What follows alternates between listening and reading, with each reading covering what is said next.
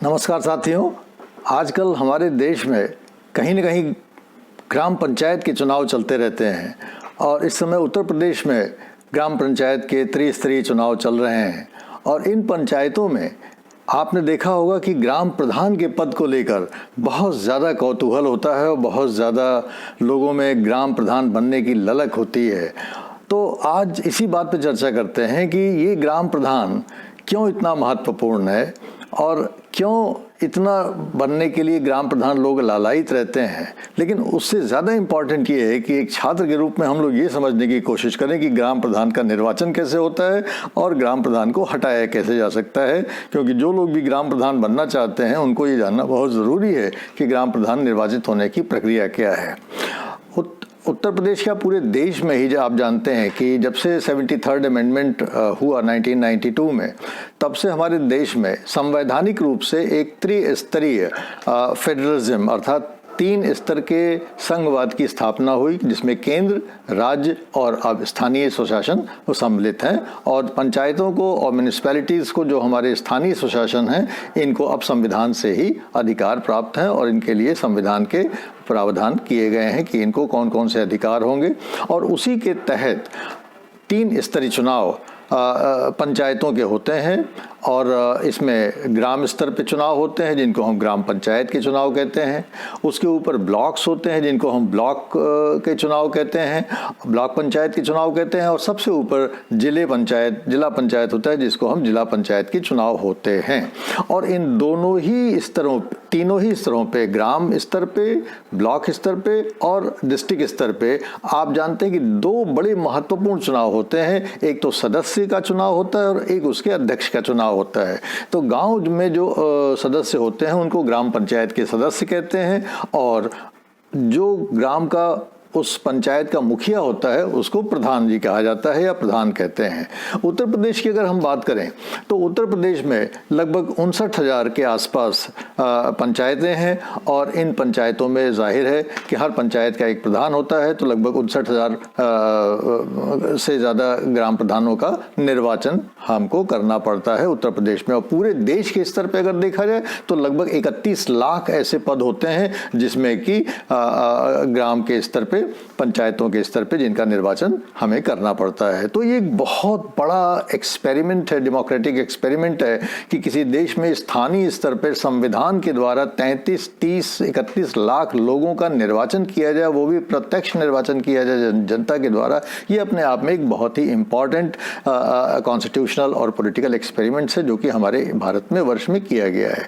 और इसमें ग्राम के स्तर पे जो प्रधान का निर्वाचन किया जाता है वो इतना महत्वपूर्ण पद हो गया है क्योंकि उसको मिनी चीफ मिनिस्टर के रूप में कहा जा रहा है कि वो तो एक मिनी चीफ मिनिस्टर जैसा हो गया है गांव के स्तर पे। इतनी उसकी शक्तियां हो गई हैं। उसका कारण ये है कि सरकार गांव के विकास के लिए इतना धन आवंटित करती है, इतने पैसे आते हैं और उसके गांव के उस पंचायत क्षेत्र के अंतर्गत उसकी जो शक्तियां हैं, उस धन को खर्च करने की शक्तियां हैं, वो उसे एक बहुत ही प्रभावी व्यक्ति वहां का बना देती हैं। और आप देखते हैं कि किस तरीके से पानी की तरह से पैसा बहा के प्रत्याशी छोटे से इस पद के लिए, प्रधान पद के लिए जीतने की, लड़ने की कोशिश करते हैं। तो आइए देखते हैं कि संवैधानिक प्रावधान क्या है, विधिक प्रावधान क्या है और रूल रेगुलेशंस क्या है। अगर किसी भी राज्य में आपको पंचायत की व्यवस्था को समझना है, उत्तर प्रदेश का एक मॉडल लेते हैं, उत्तर प्रदेश का एक एग्जाम्पल लेते हैं कि जैसे उत्तर प्रदेश है तो यहाँ पे 3 प्रकार के प्रावधानों को हमें जानना चाहिए। पहला तो 73rd अमेंडमेंट को हमें जानना चाहिए जिसमें कि अनुच्छेद 243C के अंतर्गत हमने देखा कि पंचायतों के बारे में व्यवस्था की गई है। और दूसरी चीज़ ये बहुत इम्पॉर्टेंट है कि उस जो प्रावधान किए गए हैं 73rd अमेंडमेंट में, उसमें पंचायतों के संरचना के लिए, पंचायतों के कंपोजिशन के लिए ये व्यवस्था की गई है कि सरकारें अपने अपने राज्य सरकारें अपने अपने राज्य में इसके संबंध में पृथक पृथक कानून बना के और पंचायतों के विधिवत स्थापना का प्रयास करेंगे। तो हर राज्य में, भारत में चाहे यूपी रहा हो, बिहार रहा हो, मध्य प्रदेश, राजस्थान, तमिलनाडु, आंध्र प्रदेश, केरल, हर राज्य ने अपने अपने यहाँ एक पंचायत के संबंध में कानून बनाया है। और उत्तर प्रदेश की अगर बात करें तो उत्तर प्रदेश में तो स्वतंत्रता के समय से ही पंचायत राज अधिनियम बना हुआ है, 1947 में बना हुआ है। गवर्नर जनरल का इसको अप्रूवल 7 दिसंबर 1947 को मिला था। तो उत्तर प्रदेश में एक बड़ी लंबी ऐतिहासिक परंपरा है पंचायती राज की, जो कि हमें स्वतंत्रता के बाद से ही दिखाई देती है। और तो दो चीज़ें हो गई, एक संवैधानिक प्रावधान हो गया, आर्टिकल 243C हो गया, दूसरा हर राज्य में, उत्तर प्रदेश में खासतौर से, और हर राज्य में पंचायती राज एक्ट बने हुए हैं। ये पंचायती राज अधिनियम दूसरा चीज़ हो गई, कानून हो गया। तो एक संविधान हो गया, एक कानून हो गया।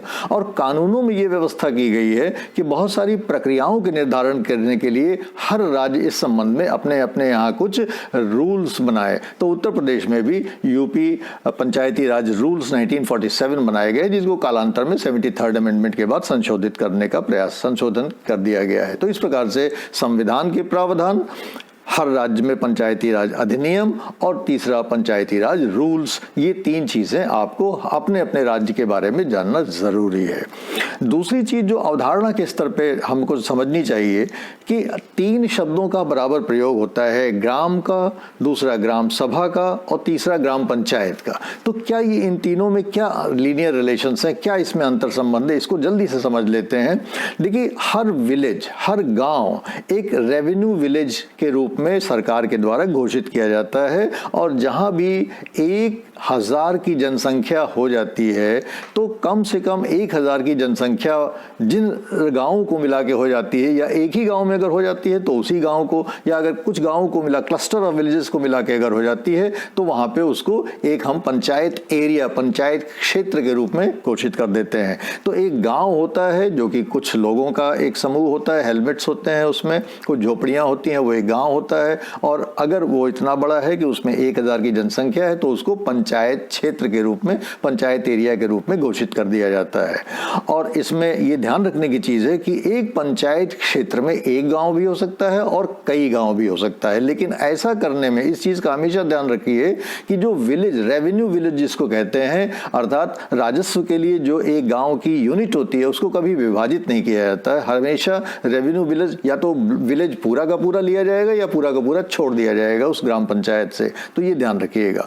और ग्राम पंचायत के अंतर्गत जितने भी एडल्ट्स होते हैं, जितने भी 18 वर्ष के ऊपर के लोग होते हैं, या 18 वर्ष से ऊपर के लोग होते हैं, उन सबको गांव मतदाता कहते हैं। और वो मतदाता सब के सब उस पंचायत क्षेत्र में ग्राम सभा कहलाते हैं। अर्थात जितने भी एक पंचायत क्षेत्र में जितने भी रजिस्टर्ड वोटर्स होते हैं, जितने भी पंजीकृत मतदाता होते हैं, वो सब मिला के वहाँ गांव सभा कहलाते हैं। तो ये ध्यान रखिएगा कि गांव सभा is not the population of the whole gram panchayat area, but only the registered voters। तो जो रजिस्टर्ड वोटर्स हैं वो ग्राम सभा बनाते हैं।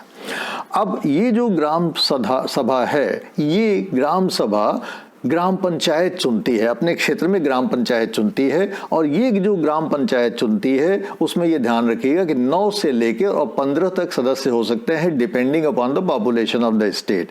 अगर ग्राम पंचायत, अगर ग्राम सभा की का जो पॉपुलेशन है वो 1000 है, तो उस पर 9 प्रतिनिधि चुने जाएंगे, ग्राम पंचायत के सदस्य चुने जाएंगे। अगर 1001 से 2000 उनकी जनसंख्या है तो 11, अगर 2001 से 3000 जनसंख्या है तो 13, और अगर 3000 से ज्यादा की जनसंख्या है तो उसके ऊपर 15 सदस्य चुने जाएंगे। तो इस प्रकार से कितने सदस्य पंचायत, ग्राम पंचायत में होंगे, इसमें आपने देखा कि 9 से लेके 15 तक सदस्य एक ग्राम पंचायत में होते हैं। और ये जो पंचायत सदस्य होते हैं, इनके लिए बाकायदा आरक्षण होता है, SC, ST, OBC और विमेन का इसमें रिजर्वेशन किया जाता है। और इनके लिए जो रिजर्वेशन का परसेंटेज है, उसका फॉर्मूला यही है कि जितनी जिसकी जनसंख्या होती है, जिस राज्य में जितनी जनसंख्या होती है किसी भी समूह की, ST, OBC और ST की, SC, ST और OBC, उसी अनुपात में उनको जनसंख्या, उसमें प्रतिनिधित्व दिया जा सकता है अधिकतम। लेकिन इसका ये मतलब नहीं है कि उनको उतना अनुपात दिया ही जाएगा। ओवरऑल राज्य में उनका अनुपात देखा जाता है, लेकिन ये वेरी करता है पंचायत टू पंचायत। और इसमें ये बात ध्यान में रखनी है कि OBC का जो रिजर्वेशन होता है वो 27% से एक्सीड नहीं कर सकता। SC का कर सकता है, क्योंकि SC की जनसंख्या के अनुपात में उनको दिया जाता है रिजर्वेशन, वो कम ज़्यादा हो सकता है। लेकिन OBC ओबीसी के का प्रतिनिधित्व जो है वो 27% से एक्सीड नहीं कर सकता है। हाँ, ये ज़रूर है कि 1/3 सीटें हर पंचायत में रिजर्व होती हैं विमेन के लिए, और हर सेक्शन ऑफ रिजर्व कैटेगरी में अर्थात SC, ST और OBC में भी, तीनों कैटेगरी में भी 1/3 रिजर्वेशन विमेन को दिया जाता है, जिसको कि एक प्रकार से स्वीकृति दे दी गई है। और स्वीकृति ही नहीं दी गई है बल्कि भारत में बहुत सारे राज्य, लगभग आज की तारीख में 2020 तक अगर हम देखें, जो आंकड़े उपलब्ध हैं हम लोगों को, 2020 वर्ष की समाप्ति तक अगर हम 20 राज्यों में देखें तो 20 राज्यों ने 50% से ज़्यादा रिजर्वेशन महिलाओं को अपने यहाँ दे दिया हुआ है ऑलरेडी। तो अपने आप में एक बहुत ही इंपॉर्टेंट बात है कि 20 राज्यों ने महिलाओं को 50% आरक्षण दे दिया है। तो इस तरीके से हम लोग देखते हैं कि जो भी पंचायत के चुनाव होते हैं, उस पंचायत के चुनाव में महिलाओं की एक बहुत बड़ी भागीदारी हो गई है। और पूरे भारत के स्तर पे अगर बात करें तो भारत के स्तर पे आप देखते हैं कि लगभग जो 31 लाख जनप्रतिनिधि चुने जाते हैं पंचायतों के स्तर पे, उसमें जो लेटेस्ट आंकड़े हैं वो बताते हैं कि 14 लाख महिलाएं उसमें निर्वाचित होती हैं। तो ये एक विश्व का अनूठा एक्सपेरिमेंट है महिलाओं के एम्पावरमेंट के लिए। आइए देखते हैं कि पंचायत का चुनाव, पंचायत प्रधान के चुनाव पे फोकस करते हैं कि पंचायत प्रधान के चुनाव के लिए योग्यताएं क्या होती हैं। भारत का नागरिक होना चाहिए और न्यूनतम उसकी 21 वर्ष की आयु होनी चाहिए। हाँ, ये तो योग्यताओं के संबंध में है, लेकिन उसके लिए कुछ अयोग्यताएं भी निर्धारित हैं कि कौन नहीं हो सकता पंचायत का या पंचायत प्रधान का सदस्य। उसमें अयोग्यता में आती है कि राज्य के द्वारा बनाए गए किसी के कानून के अंतर्गत वो अयोग्य न हो। हर राज्य अपने अपने यहाँ अयोग्यता के संबंध में कुछ नियम कानून बना सकता है, तो अपने राज्य के द्वारा बनाए गए, अपने राज्य की व्यवस्थापिका के द्वारा बनाए गए किसी कानून के अंतर्गत वो अयोग्य घोषित न हो, किसी लाभ के पद पे न हो या पंचायत में वेतनभोगी कर्मचारी न हो, सरकारी नौकरी से दुराचरण के लिए बर्खास्त न किया गया हो, मानसिक स्थिति ठीक हो, पागल दिवालिया न हो, किसी उम्मीदवार किसी मामले में सजा याफ्ता न हो और किसी सहकारी समिति या बैंक का वो बकायेदार न हो। ये तमाम योग्यताएं अयोग्यताएं उस पर लागू होती हैं और उसको 300 रुपये का पर्चा भरना पड़ता है और जमानत की राशि 2000 रुपये निर्धारित है। ये जो OBC जो SC ST कैटेगरी के कैंडिडेट्स हैं उनके लिए ये हाफ होती है। एडिशनल क्वालिफिकेशन कुछ राज्यों ने अपने यहाँ इसको बना रखा है, जैसे राजस्थान, हरियाणा, बिहार और उड़ीसा की बात करें तो शिक्षा के आधार पे, टॉयलेट्स के आधार पे, 2 बच्चों के लिए के आधार पे उन्होंने कुछ अपने यहाँ एडिशनल नॉर्म्स बना रखे हैं कि कौन अयोग्य होगा। और धीरे से अगर हम जिसमें देखें तो राजस्थान में जो शिक्षा का योग्यता का आधार था कि भाई उसको कुछ शिक्षित होना चाहिए, वो हटा दिया गया बाद में। बिहार में भी टॉयलेट्स का जो रिस्ट्रिक्शन लगाया गया था कि टॉयलेट जिसके घर में होंगे वही चुनाव लड़ सकता है प्रधान का, उसको भी हटा दिया गया क्योंकि ऐसा देखा गया कि गरीबों के घरों में अभी टॉयलेट्स नहीं हैं। तो अब अगर ऐसा कोई प्रतिबंध लगा दिया जाएगा तो बहुत सारे गरीब आउट हो जाएंगे। तीसरी चीज़ की 2 बच्चों का उड़ीसा ने शुरू किया था कि 2 बच्चे अगर आपके हैं तभी आप चुनाव लड़ सकते हैं, 2 बच्चों से ज़्यादा है तो आप चुनाव नहीं लड़ सकते हैं। इसको सुप्रीम कोर्ट में चुनौती दी गई और 2018 में सुप्रीम कोर्ट ने बाकायदा इस पर निर्णय दिया कि नहीं ये बिल्कुल ठीक है। और उस सुप्रीम कोर्ट ने ये भी कहा कि ये अगर कोई तीसरा बच्चा पैदा करता है और वो बच्चे को किसी को गोद भी दे देता है तब भी वो अयोग्य माना जाएगा। अर्थात nobody has a right to produce the third child if you want to fight the election for panchayat in Odisha. तो इसको सुप्रीम कोर्ट ने जायज माना है। प्रधान का इलेक्शन जो होता है वो पंचायत, जैसा कि मैंने आपको बताया कि जो पंचायत एरिया में जो रजिस्टर्ड वोटर्स होते हैं उनके द्वारा प्रत्यक्ष रूप से होता है, वयस्क मताधिकार के आधार पर होता है और सीक्रेट बैलेट से होता है। उनको बैलेट जो इशू किया जाता है, आपको जान के हैरानी होगी कि बैलेट पे प्रत्याशियों के नाम नहीं होते हैं, बैलेट पे केवल उनके सिंबल्स होते हैं। उसकी वजह से कि लोग जो ग्रामीण होते हैं उसको पढ़ नहीं सकते और उनको केवल सिंबल्स के आधार पे, उनको चुनाव चिन्ह के आधार पे मतदान करना पड़ता है। और चूंकि बड़ी कम संख्या में वोटर्स होते हैं इसलिए कंपटीशन बड़ा स्टिफ होता है और उसीलिए जो गाँव के बहुत सारे ऐसे लोग होते हैं, मतदाता होते हैं जो दूर दूर शहरों में रहते हैं, उनको किसी न किसी तरह से गाँव में ला के उनसे मतदान कराने की इच्छा प्रधानों की बहुत प्रबल होती है। और दूर गाँव में जो लोग, गाँव से दूर जो लोग रहते हैं शहरों में, वो इसलिए आते हैं क्योंकि वो बहुत ज़्यादा प्रधानों पे डिपेंड करते हैं कि वो चाहते हैं कि उनकी परिवार की सुरक्षा, कि उनकी लैंड की सुरक्षा, उनकी फसल की सुरक्षा, सरकारी जो बहुत सारी स्कीम्स हैं उसमें जो फ़ायदे होते हैं उन फ़ायदों को प्राप्त करने के लिए वो बहुत ज़्यादा प्रधान पे डिपेंड करते हैं। इसलिए वो प्रधान के कहने पे या प्रधान के परसुएशन पे या किसी न किसी वजह से उनको गाँव आना पड़ता है और मतदान करना पड़ता है। इलेक्शंस नॉन पार्टी लाइन्स पे होते हैं, अर्थात कोई भी पार्टी उसमें अपना सिंबल नहीं देती, लेकिन ये ज़रूर है कि पार्टियां लुका छिपी या ओपनली कभी कभी प्रत्याशियों को हेल्प ज़रूर करती हैं या उनका समर्थन करती रहती हैं। हाँ, ये ज़रूर है कि अगर कोई प्रधान किसी वजह से नहीं चुना जा सका या वहाँ पे प्रधान के न चुने जाने के कारण और 2/3 सदस्य भी एक प्रकार से 2/3 पंचायत सदस्य से कम सदस्य चुने गए, तो सरकार वहाँ पे एक एडमिनिस्ट्रेटर 6 महीने के लिए अपॉइंट कर देती है और उस 6 महीने के अंतर्गत दोबारा फिर चुनाव होते हैं और वहाँ पे दोबारा चुनाव जब होते हैं तो फिर नया कोई प्रधान आता है। जब नया प्रधान आता है तब वो अपना फिर पदभार ग्रहण कर लेता है। लेकिन ये ध्यान रखिएगा कि किसी भी प्रधान का कार्यकाल पंचायत के कार्यकाल के साथ ही खत्म होता है और साथ ही शुरू होता है। अगर मान लीजिए कि 4 ही साल के लिए कोई प्रधान चुना गया जब उसका पंचायत का कार्यकाल है, तो अगर पंचायत का कार्यकाल 4 साल का है तो 4 साल के बाद ही उसका कार्यकाल भी खत्म हो जाएगा। फिर जो रोटेशनल चुनाव होंगे, जो जनरल चुनाव होंगे, उसमें उसको फिर नए सिरे से चुनाव लड़ना पड़ेगा। तो ये तो हुई प्रधान के चुने जाने की बात। अब प्रधान को हटाए जाने की भी बात बड़ी इंपॉर्टेंट है, इसलिए कि गाँव में आप जानते हैं कि गाँव में छोटा सा एक 2-3 हज़ार जनसंख्या का गाँव होता है, अधिक से अधिक। बड़ा भी गांव हो तो भी 3-4-5 हज़ार का होता है। सब लोग एक दूसरे को जानते हैं। उसमें राइवलरीज बहुत ज़्यादा हो रही हैं, जातीय आधार पे, धार्मिक आधार पे और किसी आधार पे राइवलरीज बहुत ज़्यादा होती हैं गाँवों में। और इस कारण वहाँ पे एक प्रधान जब तक चुना जाता है तब तक उसको हटाने के लिए बहुत सारे मन लोग बनाने लगते हैं कि कैसे उस प्रधान को हटवाया जाए। और एक बड़ी इंटरेस्टिंग बात यह है कि 1992 अर्थात 73rd अमेंडमेंट के पहले गाँव प्रधान को गांव सभा ही चुनती थी और गांव सभा ही हटाती थी। लेकिन 73rd अमेंडमेंट के बाद जो पंचायती राज रूल्स में चेंजेस किए गए, उसमें ये व्यवस्था बनाई गई कि गांव सभा तो चुनेगी गांव प्रधान को, लेकिन गांव प्रधान को हटाने का अधिकार गांव पंचायत को दे दिया गया। अब आप देख ही रहे हैं कि गांव पंचायत में केवल 9 से लेकर 15 तक सदस्य होते हैं। तो अगर गांव का पंचायत के सदस्य जो हैं वो प्रधान से असहमत हैं तो शुरू हो जाती है कि कैसे उसको हटाया जाए पंचायत के प्रधान को। और पंचायत को प्रधान को हटाने के लिए न्यायपालिका ने भी इसको अप्रूव किया, इसको चुनौती दी गई। लेकिन न्यायपालिका ने कहा कि भाई पंचायत के प्रधान को हटाने के लिए अगर पूरी ग्राम सभा बुलाई जाएगी तो लॉ एंड ऑर्डर का भी इशू खड़ा हो सकता है और वहाँ पे कायदे से बहस मुबासा भी नहीं हो सकता है। इसलिए ये ठीक है कि 9 से 15 जहाँ भी सदस्य हैं यही लोग मिल, क्योंकि वो लोग भी तो जनप्रतिनिधि होते हैं, जनता की भावनाओं का प्रतिनिधित्व करते हैं, इसलिए उन्हीं लोगों को प्रधान को हटाने का अधिकार दिया जाए। तो इसके लिए व्यवस्था जो हमारे कानून में है वो ये है, संविधान में है वो ये है, संविधान में नहीं कानून में हमारे जो पंचायती राज एक्ट है उसमें ये व्यवस्था की गई है कि इसके लिए एक स्पेशल मीटिंग कॉल की जाएगी। वैसे तो गांव सभा की मीटिंग आप जानते हैं कि खरीफ के बाद और रबी के बाद होती है, लेकिन इसके लिए स्पेशल मीटिंग कॉल किया जाएगा और इस स्पेशल मीटिंग के लिए 15 दिन की पूर्व सूचना प्रधान को देनी पड़ेगी कि भाई हम आपके विरुद्ध एक जो है अविश्वास का प्रस्ताव ला रहे हैं। और ग्राम पंचायत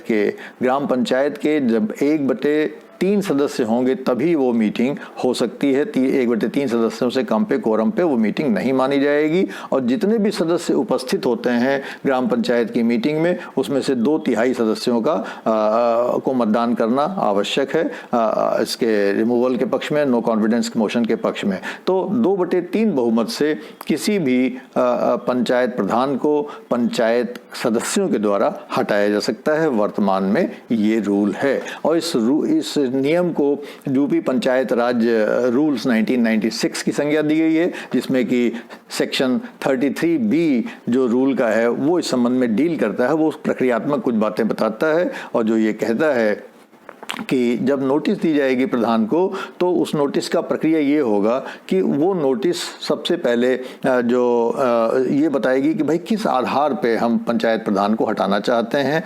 और जो 3 सदस्य हैं पंचायत के, ये 3 सदस्य पर्सनली जाके व्यक्तिगत रूप से जो जिले का पंचायती राज ऑफिसर होता है, पंचायती राज अधिकारी होता है, उसको अपना नोटिस देंगे और वो पंचायती राज अधिकारी जो है फिर प्रधान को नोटिस इशू करेगा कि आपके खिलाफ इस तरह का एक प्रस्ताव आया हुआ है और 30 दिन के अंदर वो इस बात की मीटिंग बुलाएगा, स्पेशल मीटिंग बुलाएगा।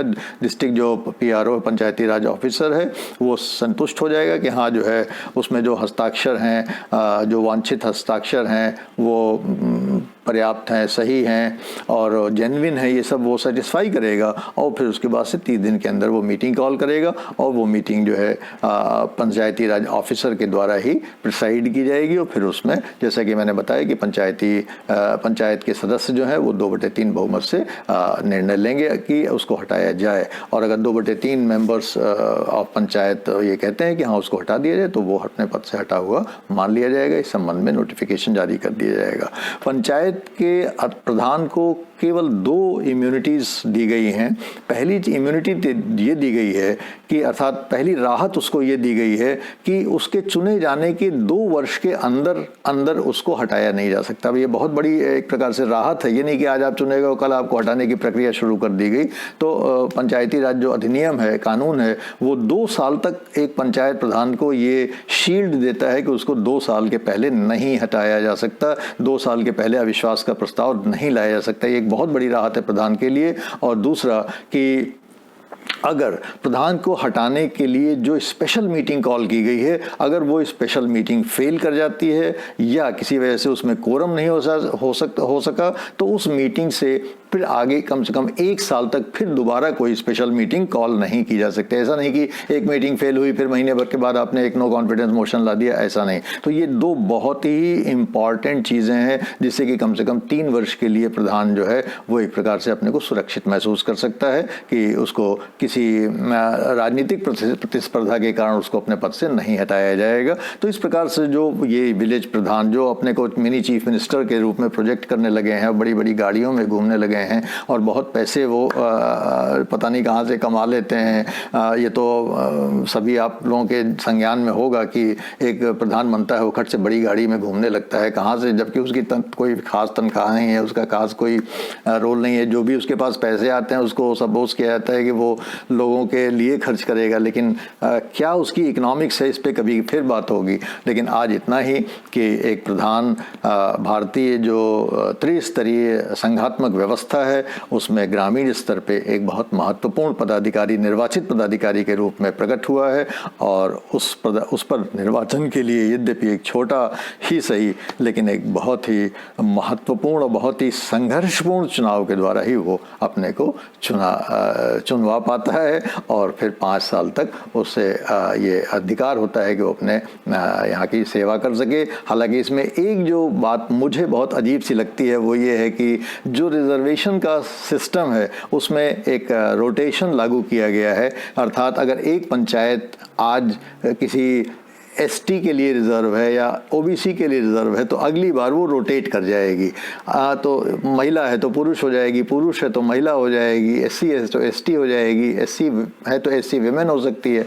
तो एक इसमें भाव ये निकलता है कि फिर पंचायत के प्रधान को अच्छा काम करने का इंसेंटिव क्या है।